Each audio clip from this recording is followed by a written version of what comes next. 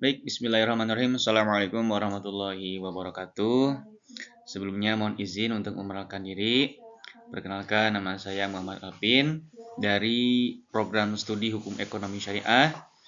Nah, sebelumnya saya ucapkan terima kasih kepada dosen pengampu Ibu Siti Nur Hasana SOS MPD yang telah mempercayakan kepada saya untuk mempresentasikan tugas, yaitu model pengambilan keputusan. Di sini saya mengambil yang pertama model rasional. Yang di dalam model rasional itu ada langkah-langkahnya. Yang pertama, langkah utama itu mendefinisikan masalah. Yang kedua, mengidentifikasi masalah dan menimbang kriteria. Dan yang ketiga, membuat, mengevaluasi dan menggunakan jalan alternatif.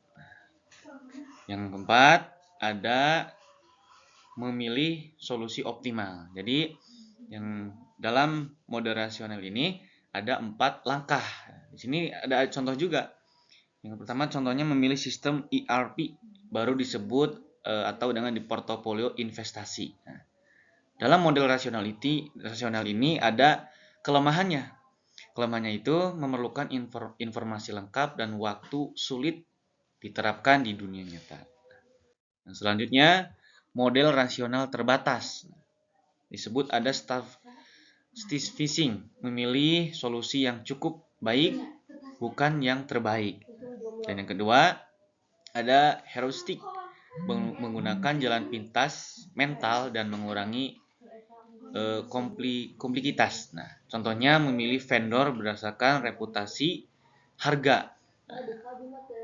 Nah, selanjutnya ada model intuitif. Di dalam model intuitif, yang pertama ada dasar keputusan. Di dalam dasar keputusan itu memiliki perasaan dan pengalaman dari masa lalu. Yang kedua, ada yang dinamakan dengan RPD, yang dimanakan Reconstruction Premeditation, dan dimana menyamakan situasi saat ini dengan pengalaman sebelumnya. Jadi, di dalam yang kedua ini, menyamakan dalam mengambil model keputusan ini, ada yang dinamakan pengalaman yang sesudah dilaksanakan ataupun sebelumnya nanti akan dibandingkan. Nah, yang ketiga, memiliki keunggulan dalam model intuitif ini itu cepat, efektif saat kondisi darurat. Jadi dalam mengambil keputusan itu harus tepat dan cepat. Dan yang keempat itu dalam model ini mengandung resiko juga. Nah, dalam resiko ini kecenderungan biasa dan ketergantungan berlebihan pada pengalaman lama. Jadi orang yang mengambil keputusan itu dari segi pengalaman yang telah dilalui olehnya. Selanjutnya ada model kreatif. Dalam model kreatif ini ada yang dinamakan dengan persiapan. Jadi sebelum mengambil keputusan itu harus ada persiapan.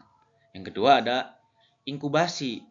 Inkubasi itu hampir sama kayak dinamakan dengan modelnya itu harus dengan persiapan yang lebih baik. Ketiga ada iluminasi, hampir sama dengan inkubasi. Dan yang keempat ada verifikasi. Jadi setelah mengambil keputusan itu harus diverifikasi kembali. Oke.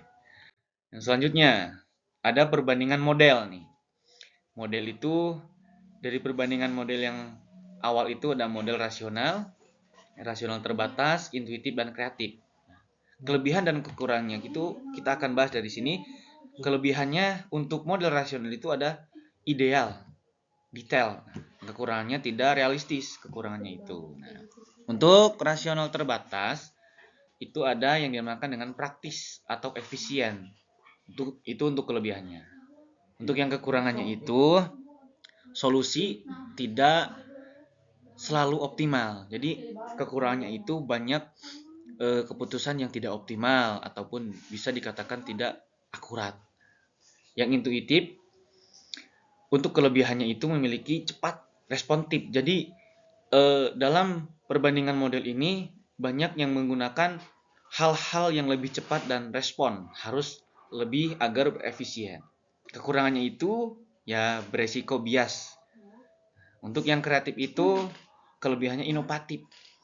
Banyak ide-ide yang muncul, tapi dengan segala kekurangannya itu adalah memakan waktu. Nah, selanjutnya, kekuatan dan kelemahan nih.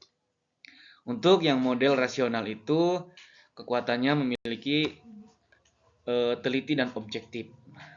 Yang kedua, rasional terbatas itu ada efisien dan adaptif.